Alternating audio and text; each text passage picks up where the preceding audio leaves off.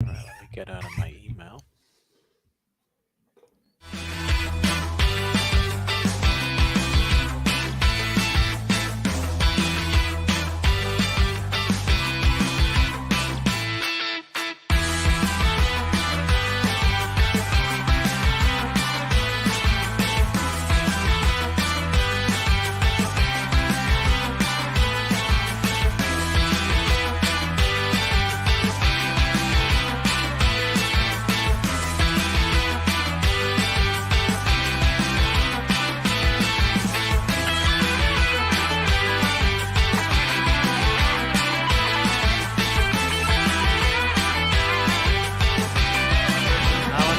Tabler could be in again here. Tabler! He's done it again. Valor Tabler and the double. And look what it means to the Bytown boys and the capital city supporters. Hello and welcome to another edition of the CPL Newsroom Show. Christian Jack, as usual, alongside Charlie O'Connor-Clark. On this week's show, we recap a week in all 4 games this week.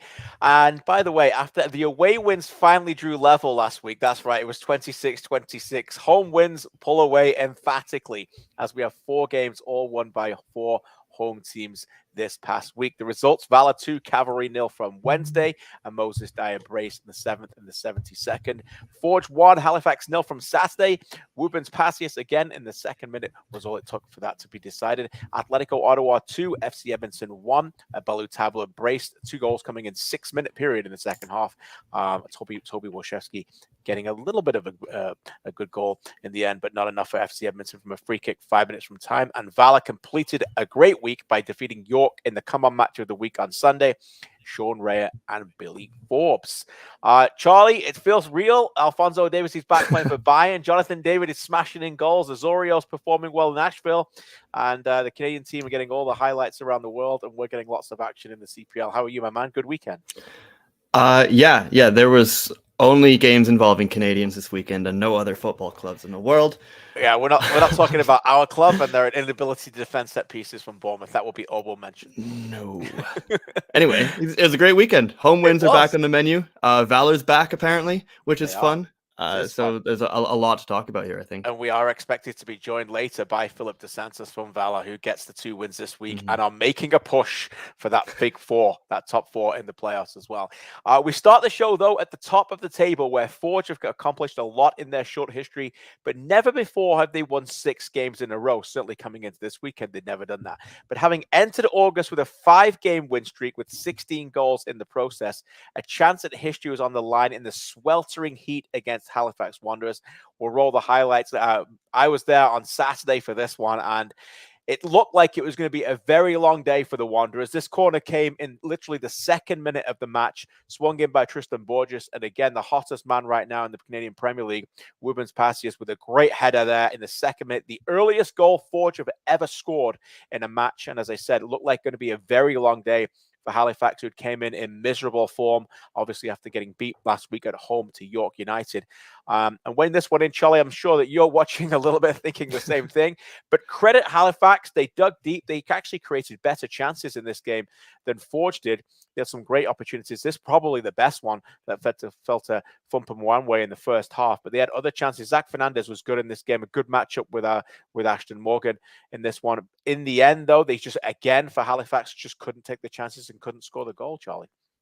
Yeah, it's the same kind of story that they've had for most of this year, but I do think that this game, as you mentioned, is kind of a credit to both of these teams with the way that it went down. Again, we see Halifax score so early, Forge score so early in this game, and you can see maybe in the body language of some Halifax players, that's a moment that could really be genuinely a moment that could kind of be curtains for the season, really. That's right. Yeah. If you come into this game, you concede early and then you just collapse and concede 2 or 3 more to Forge, as many teams have, including Halifax this year.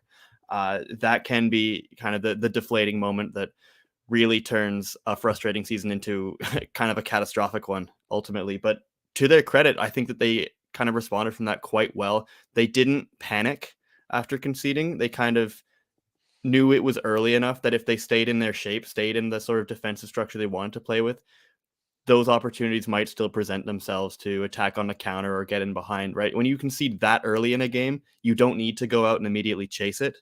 And I think that it was smart of them. I don't think we've actually seen Halifax play quite that sort of defensive structure this year with the back five. I think they might be, the last team in the CPL to try out a back five this year. Right, I think right. maybe every other team has tried it at least once. So that was interesting. And I think that they actually did quite well. They weren't particularly aggressive in their pressing. They gave a lot of space to Forge, but they were looking for those little opportunities to counterattack. And again, the finishing and the capitalizing on those more dangerous chances wasn't there, but there were positive signs in the way that they responded to going down.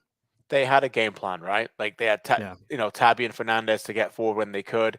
You look at the team on paper and you think not a lot of creativity coming from that midfield trio of Lamoth, Rampersad, and Polisi, but they're there to work. They're there to make sure that they're not going to be embarrassed. They're there to cover enough ground, and they did all of that, and they took it to Forge.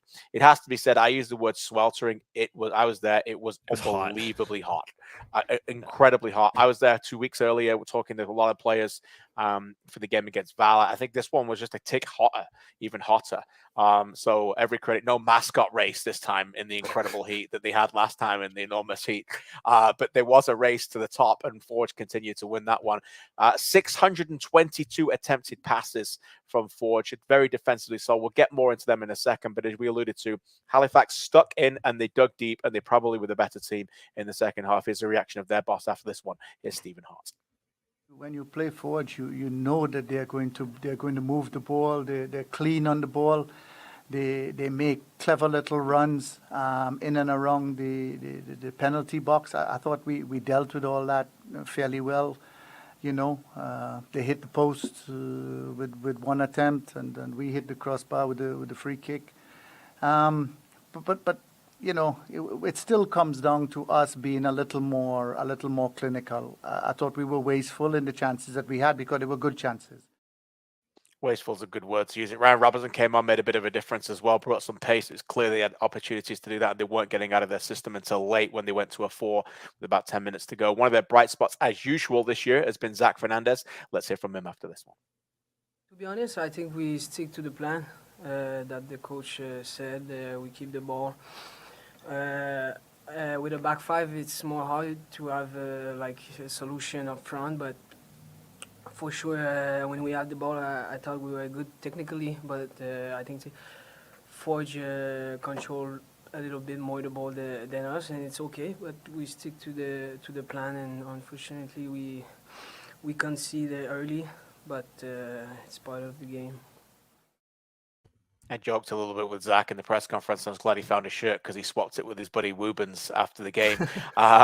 Talking of Woobens, he just continues to roll. This golden boot race is real, Charlie. And, to have a player like that, I'm sure Halifax will be very disappointed the way that they defended the set piece to have a free header like that. But it just goes to speak to the confidence that he's got right now and how quickly he hunts goals in front of goal and gets it out of nothing. I think that's the thing, right? When a striker is in form and confident, the ball just seems to find them. And that's kind of what's going on with Woobens Basias at the moment. Just this incredible form of scoring almost every game. I think he might have missed one last week. But yeah, he just has that confidence to kind of hunt for the ball, just to expect that he's going to be the guy to receive it on a set piece or something like that. He wants to be the man getting under the ball and getting those headers because he's not necessarily always a massive aerial presence when he's out of form, and he's not always the guy who's going to leap over center backs and search for those balls and things like that. But it just shows the confidence and the form that he's in, that again the ball just seems to find him at the moment, and it just always goes in when he touches it. Yeah, any Forge fans in the chat watching live, put down some of your predictions in the chat. Let us know what you think he's going to get. Can he hunt down Alejandro Diaz, now only 3 back in that golden boot race, to see whether he can take the title of the top goal scorer in the Canadian Premier League? Let's talk a little bit about this Forge team defensively, Charlie, because we talk a lot about attack and how good they've been going forward, and they've been lethal. They have really been fantastic. 17 goals now in the last 6 games, despite only getting 1 in this one. but they've only conceded 5 goals in their last 10 games. And this was a game where they had to get that clean sheet to get something out of it. Defensively, they had to be solid. They weren't going to outscore the teams too much. They had to dig deep. They made changes. Janssen went from defense to midfield. They brought even Samuel on to play as a back 3. Late on, he made some big crucial headers as well. And I think, as we've noticed with this team, attack-wise, they've changed a lot. But defensively, they're on an absolutely terrific run right now, led by some, Rammer and Janssen and some really big-time players. Yeah, absolutely. The way that Forge defend has always been, very important to Bobby Smirniotis. They're a team that basically they defend with the ball for the most part. Yeah, is what they really, really like to do. Is they'll sometimes they'll concede chances or things will come up. They've got the quality in these players like Janssen and Metusala and whatnot to win the ball, to make those clearances. But then after that, you're not getting it back. Right, they're so good at playing out of the back. They like to shuffle it from Janssen out to Rama, especially on that right side. I think both of them had like almost 140 touches in this game, or something absurd. They love to play out of the back really safely, and they're always going to get it out of their own half almost without fail. If they are ever giving the ball away, it's kind of in the attacking third, or when they're trying to attack. They're so good at neutralizing teams and suffocating them by just working their way up the pitch with these balls out of the back, because all of their defenders are so good on the ball. And they've got obviously Alessandro Hajabrapor right in front of that back line as well, who can shield them a bit and make those passes through midfield. It was really good. Yeah. As he often is. Yeah. To be fair, because he's been such an important part of that team and the way that they defend in their shape. So just the way that Forge can suffocate teams and just prevent them from really getting anything going, because if you have one attacking sequence that's good, you're not going to have another one for like a good 5-10 minutes, because Forge are going to hold on to the ball and push you backwards. Yeah, it's true. Arthur asks in the chat, will Woburns Passius even finish the season with Forge, or is he going to get another move? It's a good question. By the way, we'll get onto that later on, because that obviously leads to our other point about Jordan Hamilton. Before we talk about their strikers and where they're all going to play, let's go back to Tim Hortons Field and reaction from Alexander Ashnodi-Janssen. What differs us maybe a bit more from the last couple of years, that we've been more dominant on the ball, and I think that's also been starting off the way that we've been building up, and the trust we have in each other, not just me and in all the players back there. And I think it's something we started doing last year, and we've just kept it evolving kind of. And I think it's very important to kind of set the tone of the game. The CPL's Busquets, as I like to refer to him, was honoured before the game with his 100th appearance for Forge. Obviously happening last week. This was appearance 101. And fittingly, he had 101 attempted passes in the game for the stylish Swede. So that was pretty cool. Back to Tim Hortons Field reaction. Here's their head coach, Bobby Smirniotis. It was on the field. It was hot. It's a tough game for both teams. Tough conditions to really play a lot of quality stuff. I think from our end, it wasn't our best game. Overall, we've gotten an early goal. Sometimes when you score early in games, you have a tendency of having a little bit of a drop off with things. But like we've said inside, we've played some brilliant games this year, and somehow we've lost. This is a game where maybe we weren't our best, but when you want to be good and you want to be at the top, it's important to win these games. So it's tough conditions all around. We had spurts that we were good, but we're happy with the 3 points. Sometimes scoring early and getting a drop-off. That didn't happen to Bournemouth on the weekend. Forget it. Anyway, we're not bothered by that. Honestly. Thought we weren't going to talk about that. Yeah, I just can't get over this. It's just frustrating. Anyway, let's talk about Forge for a couple more minutes before we bring in AGR and talk about Valour. They signed Jordan Hamilton on Friday, Charlie. Before I give my take and we hear from Bobby on this, what was your take instantly when you heard this was happening? I think when I heard this was happening, I laughed out loud first, because it just, of course, it's Forge. That after they signed Ashton Morgan in the off season, they got just another one of these players who everybody has always hoped would end up in the CPL one day. Champions League finalists, Champions League finalists, well-known quantities in Canadian soccer and players that maybe everybody thinks we're going to thrive at this level.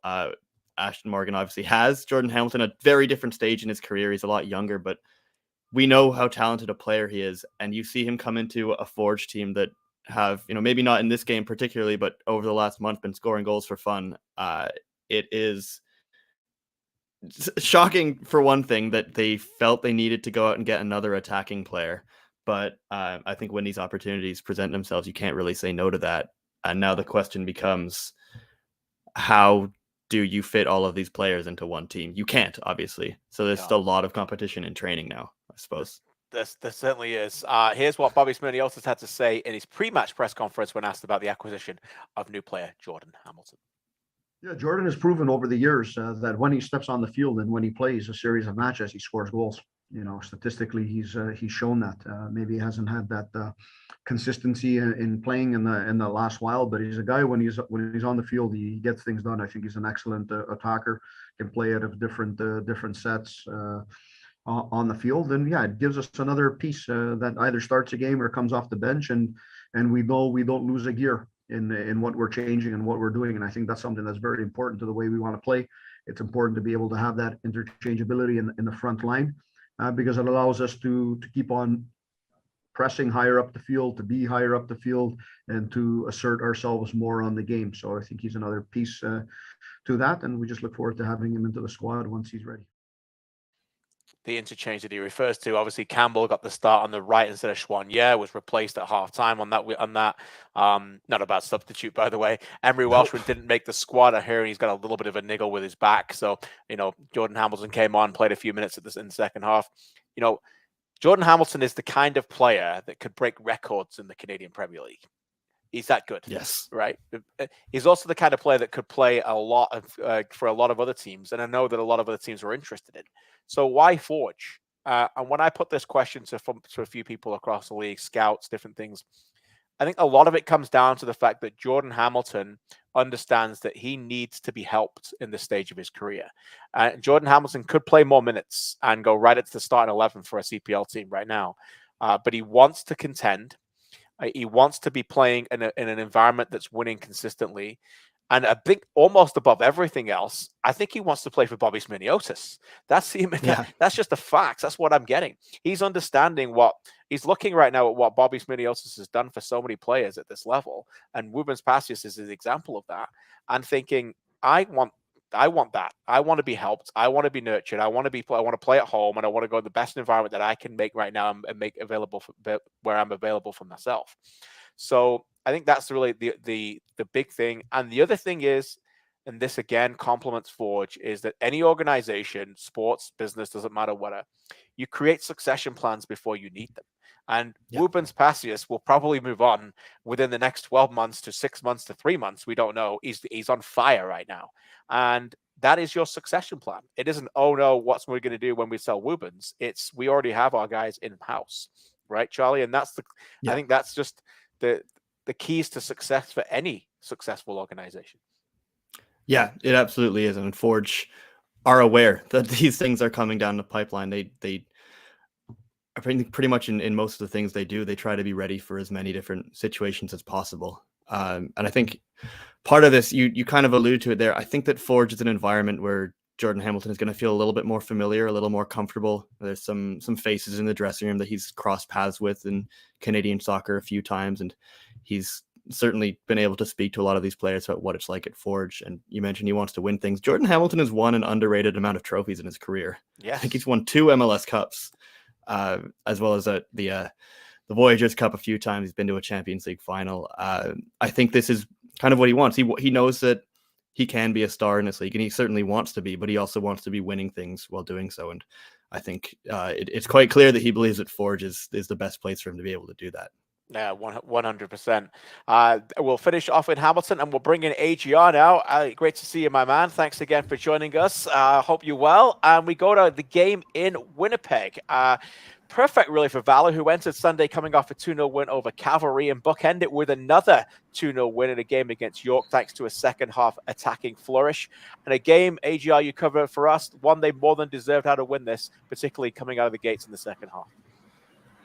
Yeah, I mean, this is a win that Valour needed. I mean, in a week where it seems like everyone's beating everyone in the CPL, there's a lot of movement at the top. Valour just got the job done, picked up 6 crucial points, sit just 5 points behind Cavalry, if I'm not mistaken, which keeps the race towards the top 4 not completely closed, keeps the door open for Valour to sneak in, and they just got the job done in this York game. It was curious to see how York would fare after their 4-goal outburst really against Halifax a week prior. But Valour obviously, knew what to expect from York. They took care of business, such a solid game defensively, as they tend to do when Andrew Jean-Baptiste is in the lineup. Another good game from Rayan Yesley, offering some competition in goal for Jonathan Sirois. And then at the other end, it was the Billy Forbes and Sean Reyes show. I mean, Sean Reyes loved playing York. He's up to 7 goal contributions out of his 15 in the CPL are all against York. He loves to score and get assists against York. And then Billy Forbes, the new signing, showed some great explosiveness, some great creativity on the wing,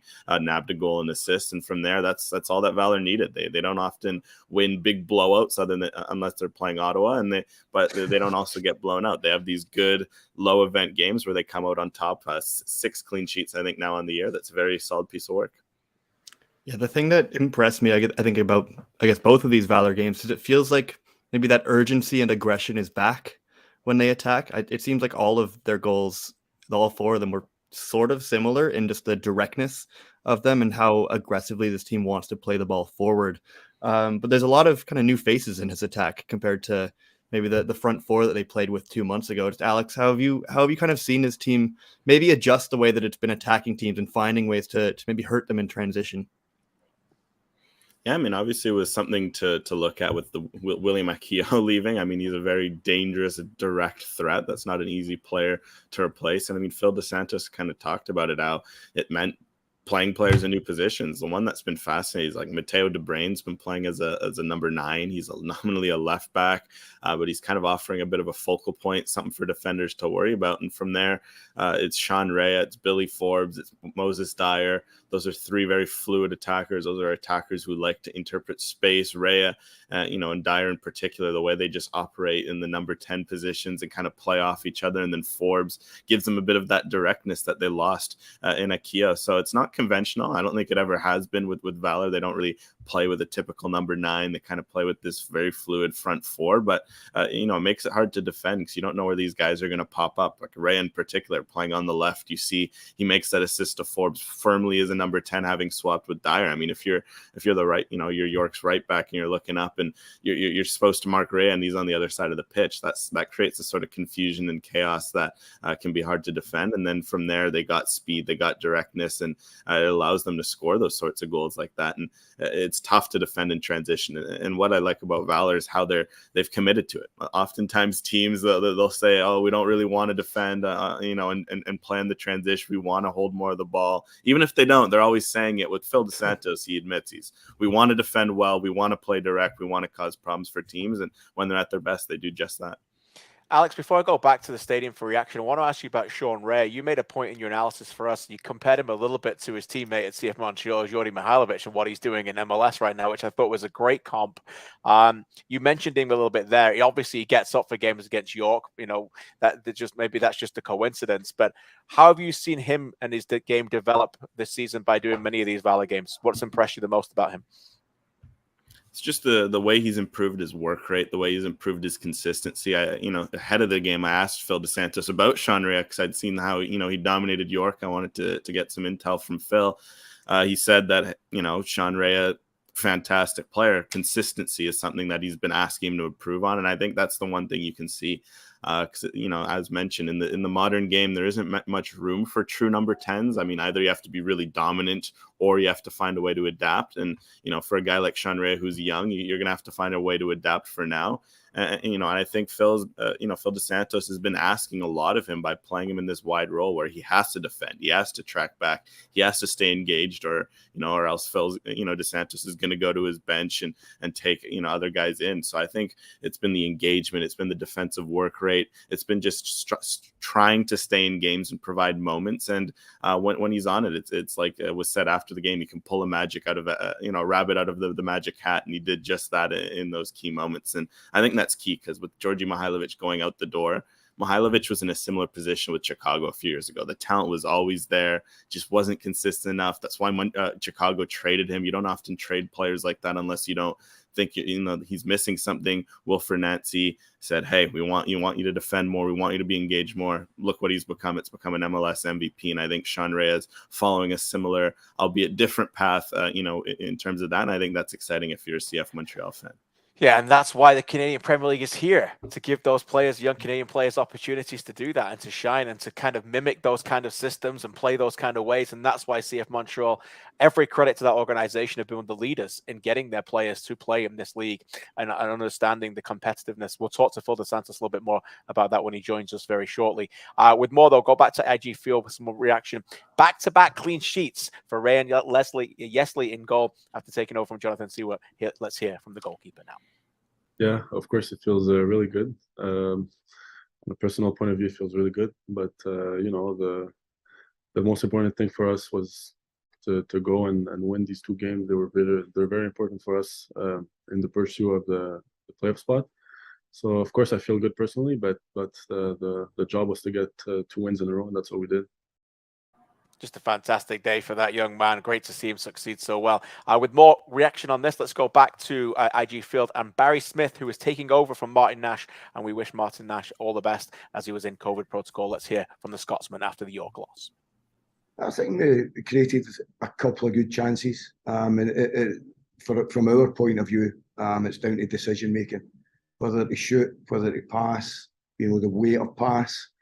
All these things are important, and it's the finer details that let us down a wee bit today in the final third. Alex, you were in the presser before we let you go. What were your overall thoughts from York, and did Barry kind of hit the nail on the head there? A difficult day for them after what was a really good week when they beat, obviously, Halifax 4-2 on Monday. Yeah, it was a bit unfortunate. I think it was a bit of aggression of the mean, it felt like, in terms of the offense. You thought that 4-goal outburst, they could build off of it, maybe grab a few goals, create some chances.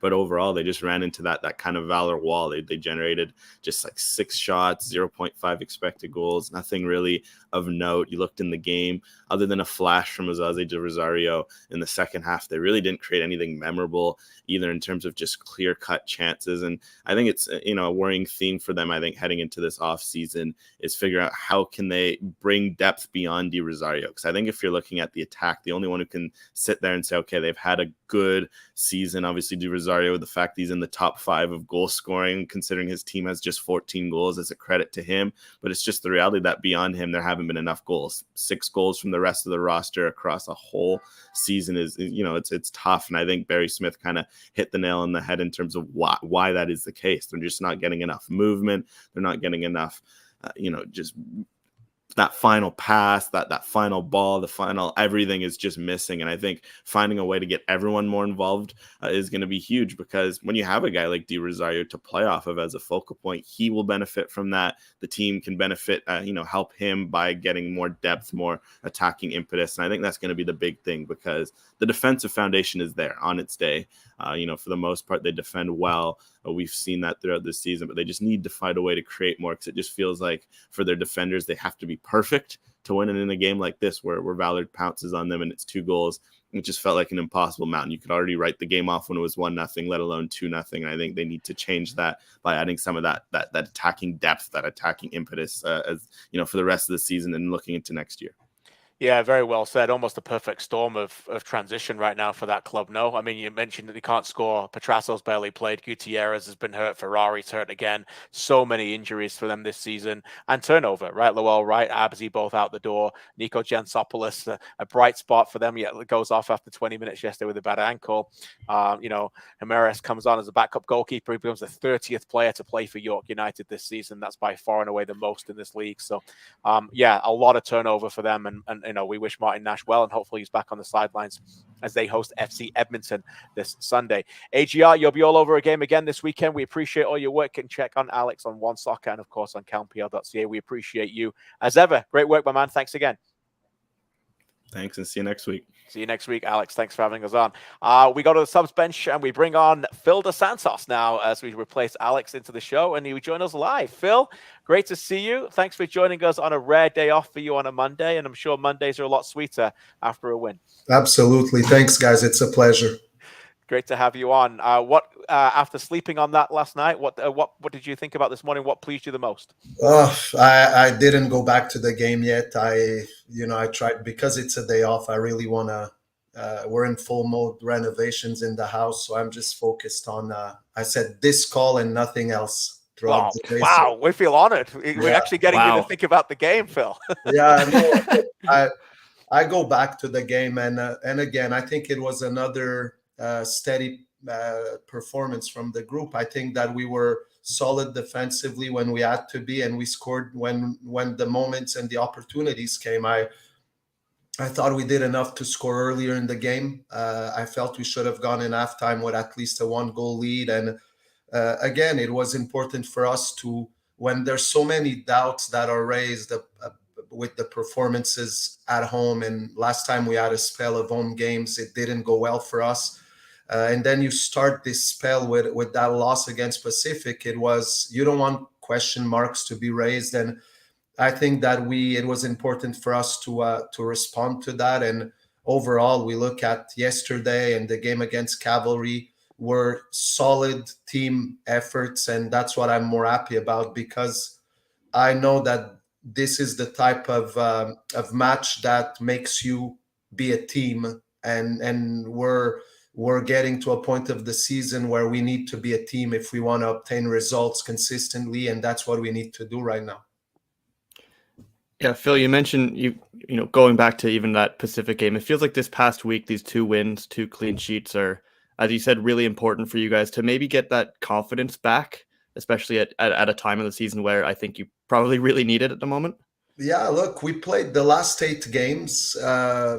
We won 5 of them, lost the 2 at Forge, and this one against Pacific, which, you lose it, but you could build on a performance. So I feel that it's been a good run for the team. Like we've been consistent. I think that training has been very easy. It's when you see the team performing and you see signs, even in games that you lose, you see signs that give you the confidence that you're in the right track. It's easy to train the team because you're just reinforcing a message. You're making sure that you could, instead of being all over the map, you're focused on strategical aspects based on the next opponent. And guys are confident going into games because they know what they have to do. They understand their roles, responsibilities, and again, it's easier when you win games because when you're not winning, you tend to, you want to change here, you want to change there. And I have to be honest with you, it crossed our mind as a staff when we had the spell that was a bit more difficult for us. And we said, no, there's no way. We're building a foundation here. We know what the team needs to look like. We're not far. We weren't conceding many goals apart from that 4-2 loss against Cavalry. And then we analyzed those, and it's 3 goals on set plays. We were in every game. It was a matter of, turning the luck in our side. That one moment we didn't make the play. So we stayed in what we had built as a foundation for the team structurally, but also in the principles. And I think that was an important moment when, as a staff, we made that decision. So credit also to my staff, because as a coach, it's easy to second guess things, and the staff was solid, saying, you know what, let's keep pushing with what we have. And again, we're in a good moment right now.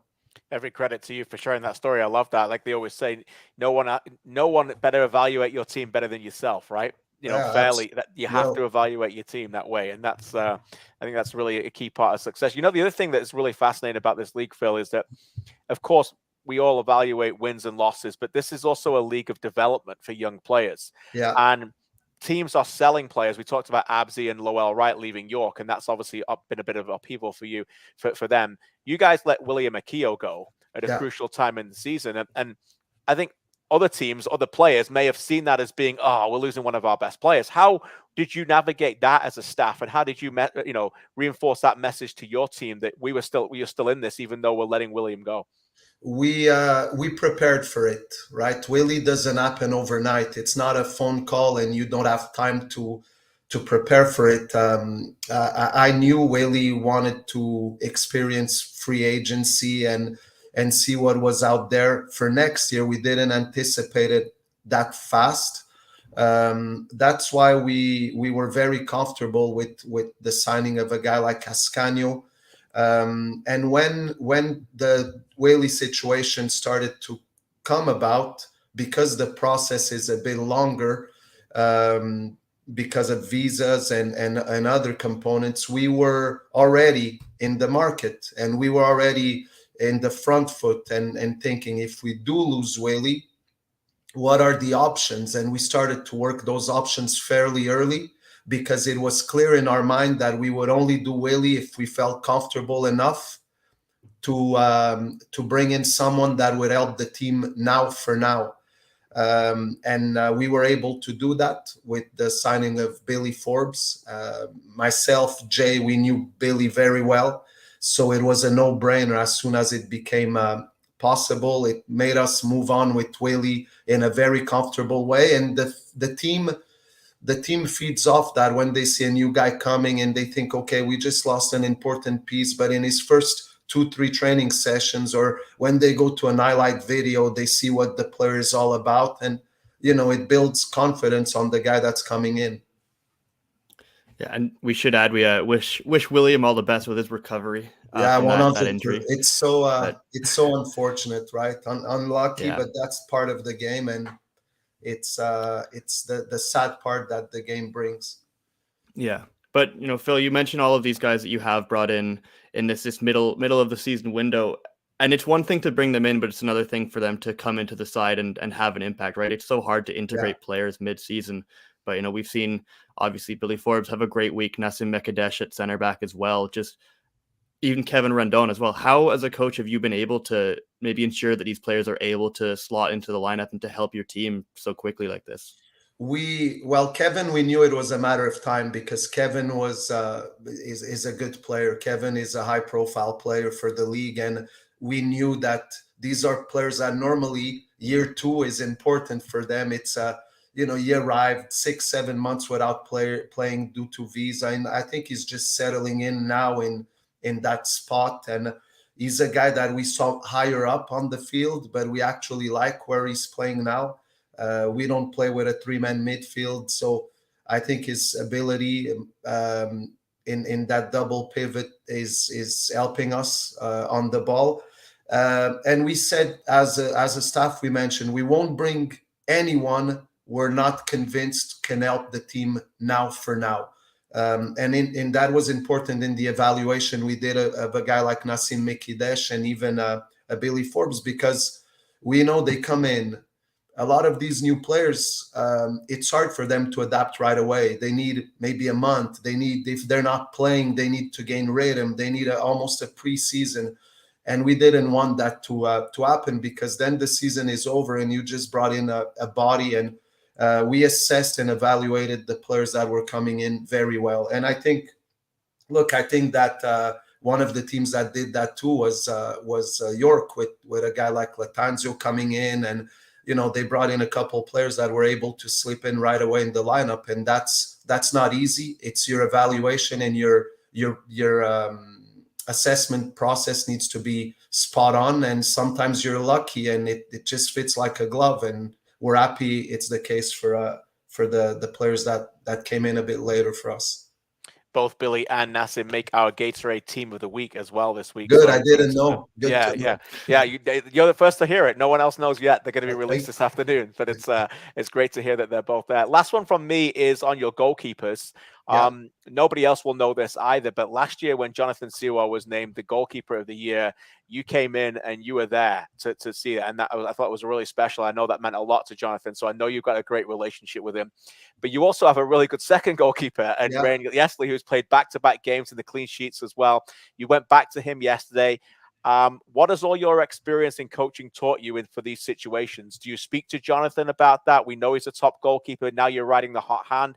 How do you navigate that? I'm fair with the players. My no is a no and my yes is a yes. I don't sugarcoat things. And I had a chat with Joe, and I felt Joe there's moments in a career of a young goalkeeper where a player needs to breathe a little bit, and I thought that he, without nothing major, it wasn't perfect, and things seemed a little bit more difficult for him in certain moments, and I felt that I wanted to give Ryan a go, especially when you have 3 games in a week like we did, and the truth is this: you bring in a guy is a sure value.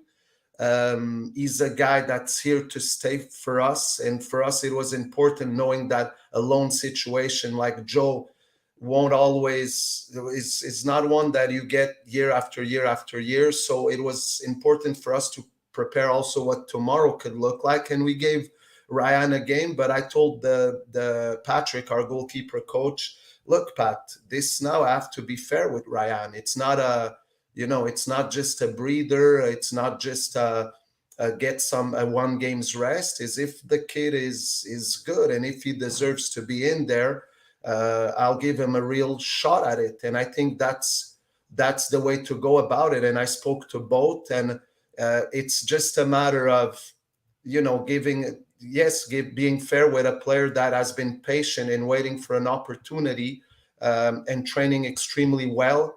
And I think he's in a good moment, Ryan, right now. And I can't be talking about tomorrow and the future and what this could look like. And I'm just happy we have both of them and they're fighting. And, again, Ryan, if he keeps winning and keeps getting that clean sheet, as a coach, he makes my job easy. And it's going to be now Joe's time to maybe be a little bit more patient. And that's the beauty. Now, navigate through it. Just be honest. Just speak your heart. Don't sugarcoat it, because the guys will see right through me. No, I don't want to be about that. Just one more for you, Phil. And again, thank you so much for taking time out of your busy renovation schedule to chat with us this morning. But just looking at kind of the run-in for you guys over the next few weeks, between now and September 18th, you go to Halifax twice, but then there's 5 home games in there. This past week has been, 2 big results at home, 2 clean sheets, but we've spoken earlier in the season about, your guys' home form and trying to improve that. So what do you need to see from your team over this, I suppose, next month or so to try and stay in that race? We need to be consistent. I think that, we have 2 away games that are very difficult. It's going to be my first time there. So I don't have anything to grab onto, and it's going to be the first time for many of our players because of how COVID and the current team that we have has been built since last year mainly, and now this year. But then you come home and you have Forge twice. You have a game against Ottawa, direct rival there, Pacific, right? They're very level of high difficulty type of game. So we need to be consistent. We need to stay very cohesive defensively. The good thing is that it's better to address these games on a moment where you're confident about what you have, and the guys feel that confidence, and we believe we could beat any team in this league because we've shown we can. So for us, it's just that. Just limit mistakes, stay cohesive, be clinical when you have a chance to. I think the team has improved in possession. That helps us also be a bit more aggressive higher up the field. So we're gaining those balls a little bit higher, and it gives us a chance of a quicker break and attacking further away from our or starting the attack further away from our goal. So we're gonna need to keep doing those little things right, and not think that suddenly we're above ourselves. We need to be humble and keep working the way we have. And I think the humility of the guys is what has allowed them to be good and consistent throughout the last few games. Fantastic stuff, Phil. I think 10 games last season, 18 now. I think you've completed a full season and your own managerial career at Valor. I have, yeah. So there you go. We congratulate you on that. As we said when you hired, we love having you in the league. Thank you. It's a pleasure, guys. You're one of our favorites to come on and talk football. We always learn so much. So thanks for sharing some time with us today, and good luck this weekend. We'll speak to you soon. Anytime. Thanks, guys. Have a good one. You too. Thanks so much, Phil Dos Santos, always sharing this wisdom with us. And before we bring Benedict in to talk about Cavalry, and we promise we'll get to Ottawa shortly, Charlie, I guess the last reflection on that was that it looks like it's Yesley's net for now. I suppose so, at least for a little bit, which is maybe not something we expected to happen at any point in the season. But in fairness, two stars, 2 clean sheets. You can't really argue much with it because he played very well in both these games as well. He played well, and he's a real big presence in the net. You can see as well. So you can see Phil Dos Santos. I love the way you explained that. So we can't thank him enough for sharing on that one. Benedict Rose, let's bring you in. And you were on the earlier game this week. Valour, we've done a lot of, but Cavalry went there. Let's roll those highlights. Tommy Wheeldon Jr. slumped their 4th loss in their last 5 games. By the way, that run has come off an 11-game unbeaten run, so I'm not sure many people saw this coming. It is actually their worst run in Canadian Premier League in over a 5-game stretch. So what's going wrong for Cavalry, and what happened in this game? Yeah, I think Tommy Wheeldon Jr. said after the game that this team is maybe finding ways to beat itself sometimes, and I think, as you see if you're watching on YouTube, this goal right here, just a miscommunication at the back and maybe some sort of sloppiness, and they just didn't recover from it. And second goal here as well, if you're watching on YouTube, is they just stopped playing. Tommy Wheeldon Jr., the big theme at the end of last season was play to the effing whistle, and that's exactly what they didn't do on the second goal here. And both goals I think were probably preventable, or at least the first one definitely was, and they just weren't able to get enough going in attack, and it cost them.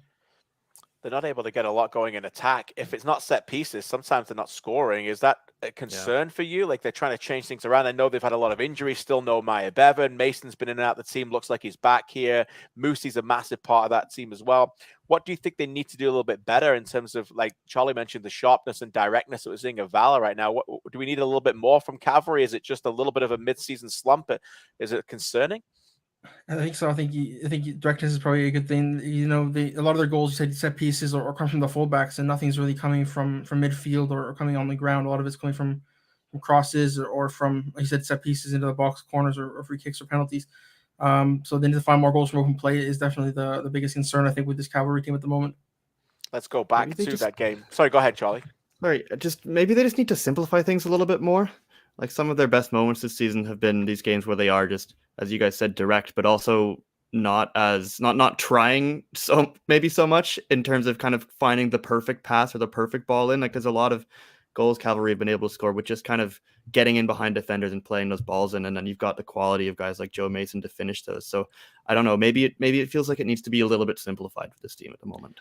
Yeah, the other thing about this, Ben, I'll lean on this for you as well. Actually, let's go back to the stadium first. Let's get a reaction from Tommy Wheeldon Jr., and then we'll come back and we'll talk more Cavalry.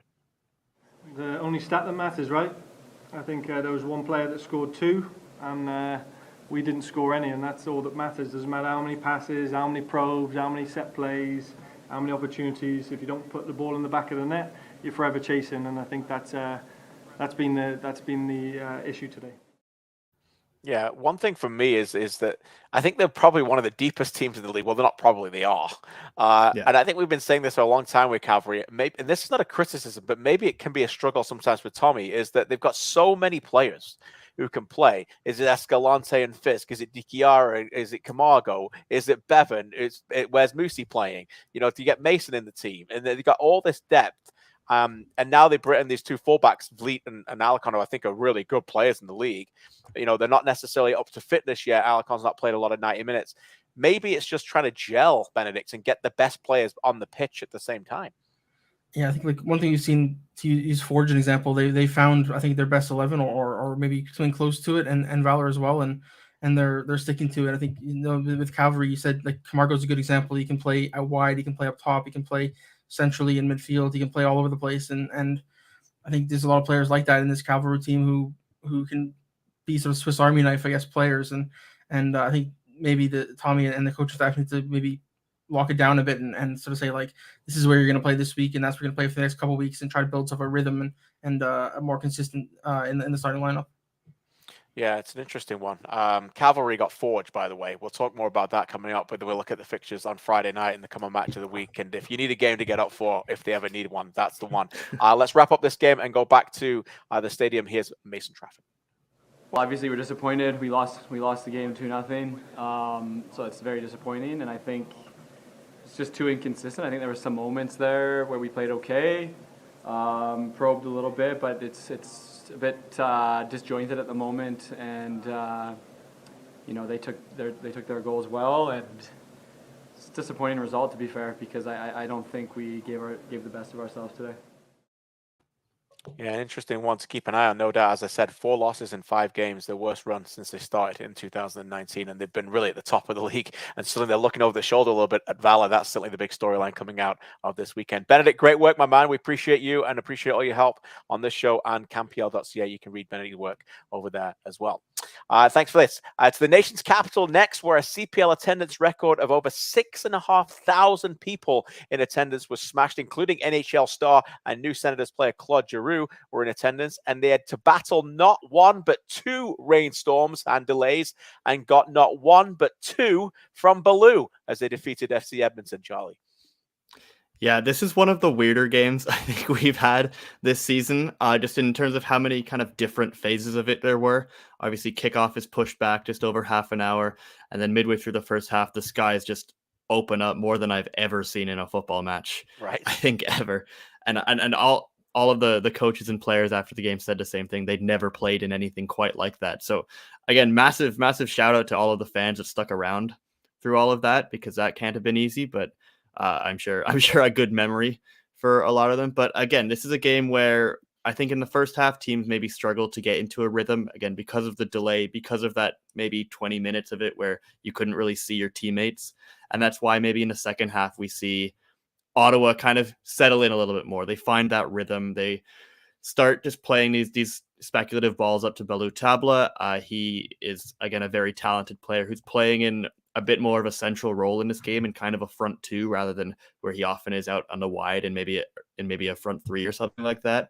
So in this game, he comes a little bit further inside. He's looking for the open pockets in the half spaces and things like that. And he's kind of running in between center backs, and they managed to find him with these kind of tricky through balls where he sneaks in behind twice. So I think that's very impressive. And it was just a massive performance from Valour, who I think had 8 shots in this game and 5 dribbles. So it was a pretty big one for him as well. Yeah, I know a lot of people watching live right now are in that stadium, so put your comments in and we'll put them up on the chat. You talked about Valour in your analysis. Again, CanPL.ca, Charlie covered this one for us, and you said he shined, and he definitely did shine in a day of darkness a lot of times. He was a shining light for Ottawa. Let's go back to their stadium and their reaction with Valour Tabla after this one. I'm not surprised because I realized it in the beginning of the season.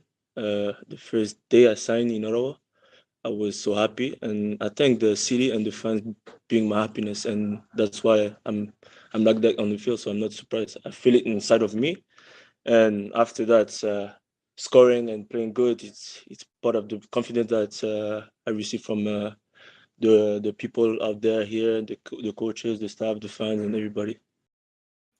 Seems like a happy guy, Charlie. You talked to about him. You asked those questions. 4 goals in his last 5. Just feels like a different young man at the moment to his past times.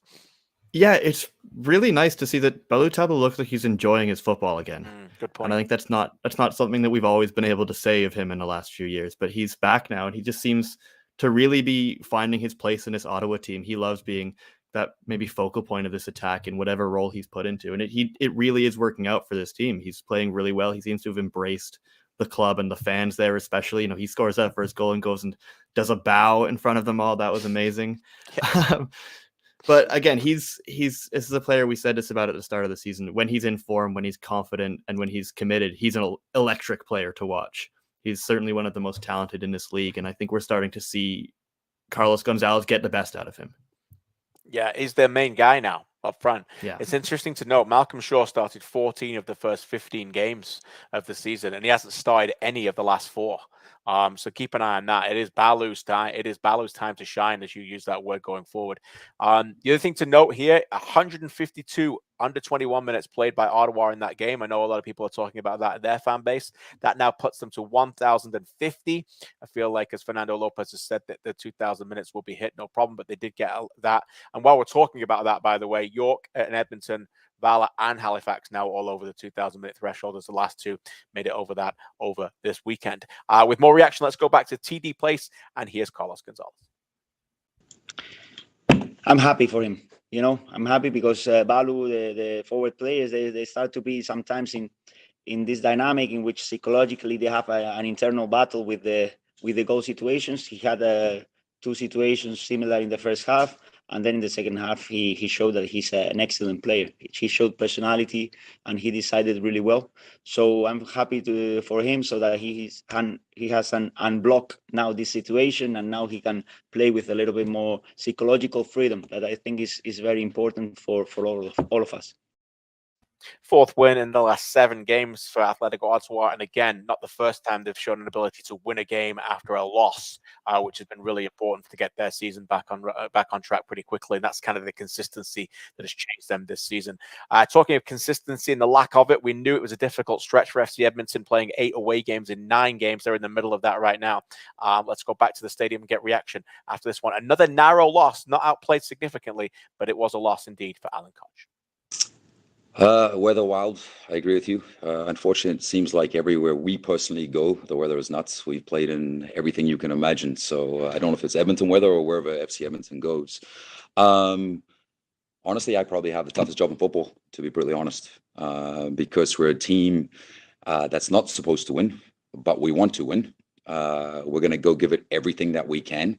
And I sound like a broken record, but our inexperience, our immaturity at times catches up with us. And yet again today, I think we put out a good fight for about 70 minutes. 2 minor little mistakes, a little bit of quality obviously from Tabla, and we end up losing the game. So it's difficult. It's not easy. We've played 19 games. Not every single game has been the same as this, but they've been pretty darn close to it. We come out, we're organized, we're hardworking, we give it everything we can, and unfortunately there's just moments that we struggle with, and that's part of the growth of managing a very, very young team like we have. You talked about the similarity of this. 6th time this season they've lost a game by 1 goal. Charlie, what were your thoughts on FC Edmonton? Yeah, it was, I guess, a similar story. Again, I think Alan likened it to that loss to Cavalry, I guess, last weekend, where it's there's not really a whole lot in the game, but then there's 2 moments of, Edmonton kind of missing somebody sneaking in behind, not managing a moment well, and that's kind of what does it for them here. I thought that the first half, I thought that FC Edmonton played quite well. I think that they were the better team in the rain because they seemed to understand how better to play in that, which was just, you loft shots at the keeper and look for him to spill them, which they actually did a few times. Right. When it's that kind of chaotic situation, you look to embrace the chaos. And I think that's something that Edmonton can be quite good at. But the moment doesn't come for them there, which is unfortunate. But then they fall behind. They still carry on looking for that consolation goal, something to build on. Toby Warshevsky's free kick. It's an interesting strike. I think maybe Nathan Ingham might have wanted it back, but it does get around the wall, and it's probably hard to see. But again, they did have a couple more chances after that to try and get back into it. And again, I think it's one of these Edmonton games where, on the whole, you weren't dominated. You were right in the game the whole time against a very good team, playing away from home as well. But again, it's those little moments that really, really frustrate and get at Alan Koch. He's like, if we just managed that one a little bit better, if we hadn't let Valour get lost in behind, then it's maybe a different story. Yeah, Artur says in the chat, Valour Tabla about to catch fire and make a push for the golden boot. Certainly goals like that, scoring the way that he's doing will certainly help that. C-Mac thinks his confidence is boosted exactly at the right time and keeping his form going forward and maybe getting sold next season. We'll keep an eye on that. Also, questions from some other Ottawa fans about maybe it's time to give Sean Melvin a start in net over Nate Ingham. Now, we'll say this, that Carlos Gonzalez is never afraid to rotate. Drew Becky didn't get a start in that game. He went with McDonald Neba. So watch this space, but I do think Melvin will get a chance to play before the end of the season, and maybe sooner rather than later. We'll just keep an eye on that. Let's go to the standings as we wrap up another week in the Canadian Premier League. You can see Forge continue to march forward at the top. Pacific got a well-deserved weekend off after their CONCACAF travels, and they basically played Atletico Ottawa this week at home, and next week we'll get to the schedule shortly, but that's going to be a cracking game before they go and take on Herediano of Costa Rica in the CONCACAF League. And the big story of all of this, Charlie, is the gap between 4th and 5th. That's right, 5 points and a game in hand. And with Cavalry hosting Forge and Valour playing a game that you might think they probably can win next week in Halifax, suddenly it might be even tighter this week. Yeah, it's getting more interesting than I think I expected it to. And something that stands out to me here is Valor's goal differential. They're one behind Cavalry, but they've scored, I think, the joint third most goals in the league, and they're, I think, third best in goals conceded as well. So they're a little bit better off than Pacific and Atletico Ottawa in that sense at the moment, which in some cases maybe suggests that they are not imposters in this playoff race, certainly based on recent performances. So I think it is going to be interesting. Again, as we mentioned with Phil, this home stretch coming up will be enormous for them. They have to bank results there. Otherwise, it could slip away again, but they are definitely in this at the moment.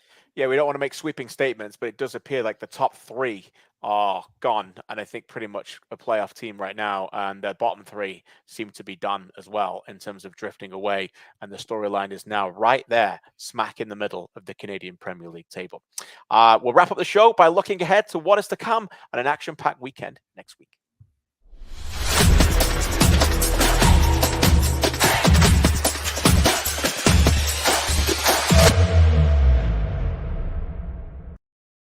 These games, of course, brought to you by CPL Predictor. And come on, your chance to test yourself against other CPL fans to win cash and other lucrative prizes.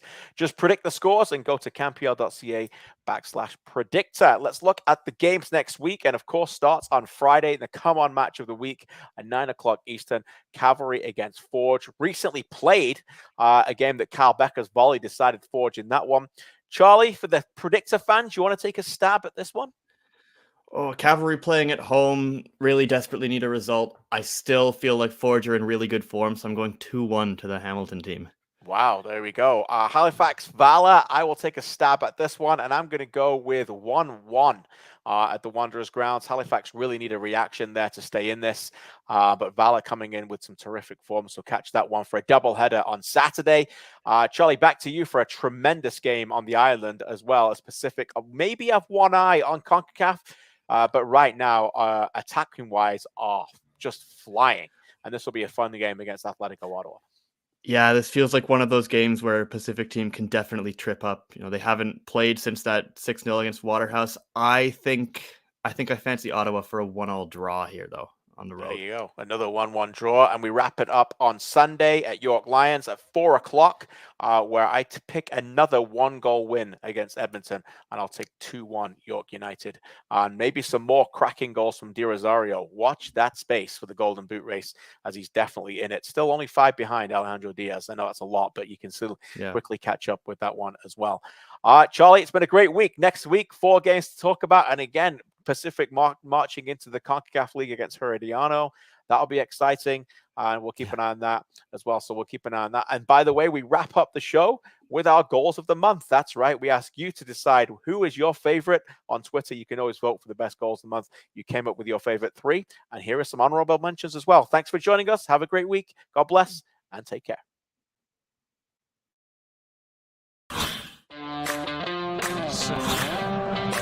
Last week, his effort again, it's into the back of the net. Jose Escalante.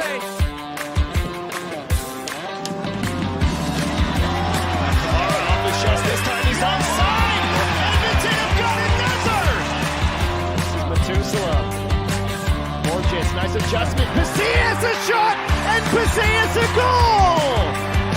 On the squad, they've got options in different areas. Johnston through a third, a slip pass, and a finish! Oh, Saze Di Rosario! Take these moments if they're on, Pacific will. Dos Santos is on, he stands his ground, Dos Santos! Playing short circuits for a moment as Jensen has found Pasillas. The supporter sense the hat-trick is on a touch, Woomans! First 2 and 1 by Pasillas, going to ground with Kwam, stays with Forge, Soignier across for Becker! On the volley! Outside of the boot from Bustos, down for Daniels. Blow-off, Walder's goal, they're going to try to put it on, it's in the back of the net! A mistake from the Cavalry keeper, and that might be Marco Bustos' first of the year! Well, you can see what it means to Bustos.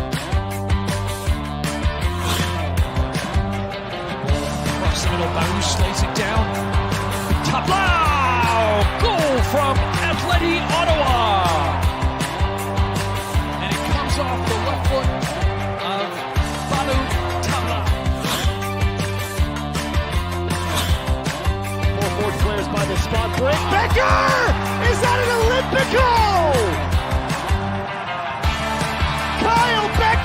gets it done from the corner again. Speed from Schwanier, the cross looking for Borges. Now Macias tracks that down. What a goal! Well